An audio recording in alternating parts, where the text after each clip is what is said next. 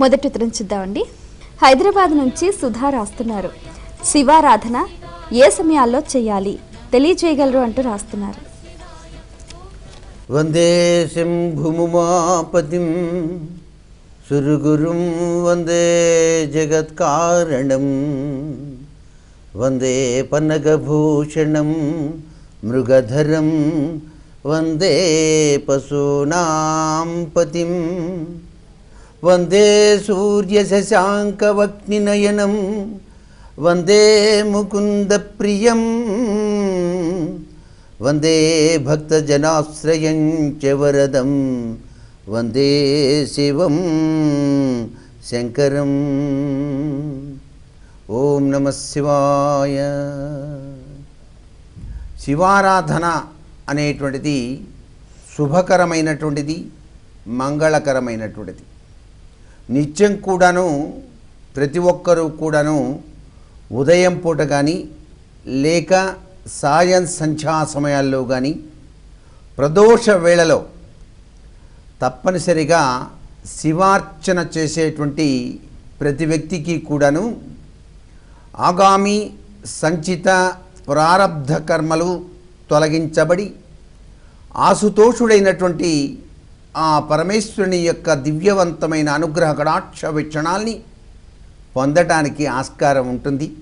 అయితే ఈ శివారాధనలో చాలా విశిష్టవంతమైనటువంటి ప్రభావాన్ని కలిగించేది ప్రతి మాసం కూడాను మనకి మాస శివరాత్రి అని వస్తుంది.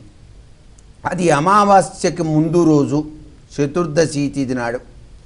ఆ చతుర్దశి కూడాను అర్ధరాత్రి సమయం వరకు ఉండాలి.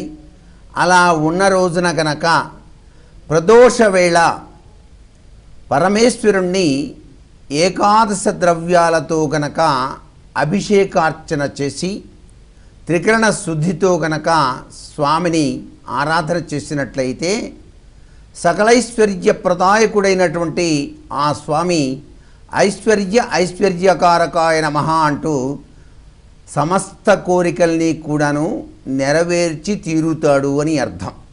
ఇలా ప్రతి నెల వచ్చేటువంటి మాస శివరాత్రిని దృష్టిలో పెట్టుకొని ప్రతి ఒక్కరూ కూడాను అభిషేకార్చన నిర్వహించటం శతవిధాలా కూడాను శ్రేయోదాయకం.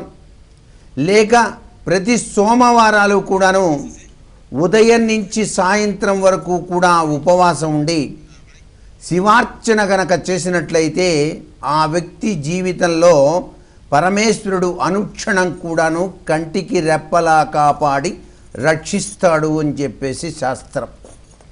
ఏది ఏమైనప్పటికీ కూడాను శివుడు ఎక్కడ లేడు, అంతా శివమయం జగత్. అందుచేత శివనామం గంగా నది, విభూది యమునా నది, రుద్రాక్ష పరమ పావనవంతమైనటువంటి సరస్వతీ నది. అందుచేత శివ అని చెప్పేసి ఒక్కసారి ప్రతినిత్యం కూడాను నిద్రకు ఉపక్రమించేటప్పుడు శివనామాన్ని, నిద్ర నుంచి లేచేటప్పుడు హరినామాన్ని ఏ వ్యక్తి అయితే త్రికరణ శుద్ధితో ఆచరిస్తాడో ఆ వ్యక్తి జీవితంలో హరిహరులు ఇరువురు కూడాను విశిష్టవంతమైనటువంటి అదృష్టకరమైన జీవితాన్ని ప్రసరింపచేస్తాడు సుమా అని చెప్పేసి అర్థం.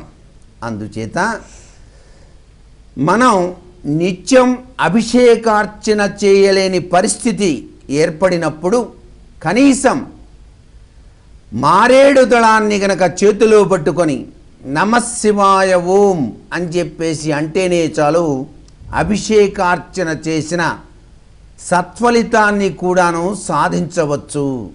అందుచేతనే మారేడు చెట్టును పెంచడం, మారేడు చెట్టుకు ప్రతినిత్యం కూడాను చెంబెడు నీళ్లు గనక పోసినట్లయితే మీరు తప్పనిసరిగా పరమేశ్వరానుగ్రహానికి పాత్రులై తీరుతారు సుమా అని చెప్పేసి